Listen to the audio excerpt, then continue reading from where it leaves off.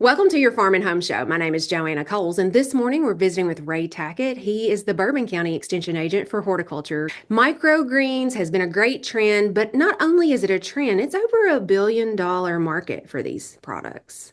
It's a big market and it's grown so big, in fact, that my local community in Bourbon County, I noticed that we have local farmers growing these things commercially now.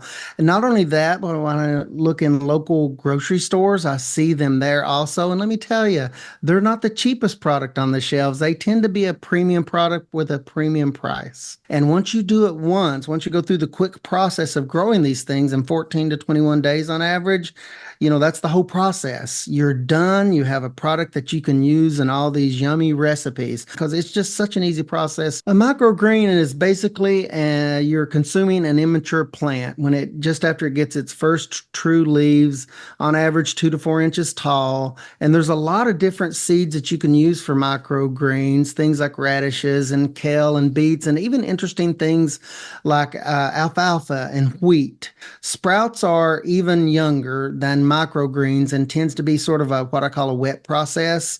Microgreens are not that. Microgreens are actually grown in media and they don't involve soaking anything in water to produce the product. So that's the difference between sprouts and microgreens. The flavor is big and the nutrient profile on these things, if you look at the nutrient density for the size, is really, really good. They are rich in flavor and rich in nutrients. So it's a kind of a win-win product that you can do right at home. The first thing you would need is to look for seeds. It's important to get seeds that are untreated. That's why I typically, to take some of the guesswork out of it, is I buy seeds specifically marketed for microgreens because then I have assurance that there's no seed coatings on there that may affect the eating quality of the microgreens. And the good news about microgreen seeds, even if it's a new concept for you, I noticed in my local community this past year, there was I don't know, many different packages of microgreen seeds. If you go online, it's very, very easy to find microgreen seed packs. And it's typically you won't find just beets or just arugula. You'll find things like a mild mix or a spicy mix. So you'll get a mixture of seeds and they've been carefully kind of put together so that they grow well. You can grow these in any kind of shallow container. And in the case of microgreens, it doesn't even need drainage holes. 1.5 to 2 inches of clean potting mix. I always say start with clean potting mix. We don't use the potting mix when we're done with it again for sanitation purposes, but it starts with a good quality media.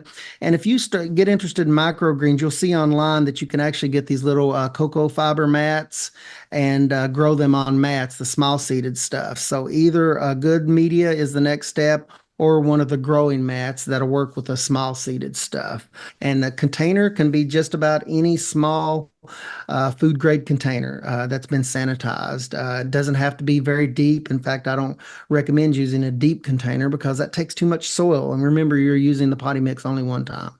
Does it need a lot of light?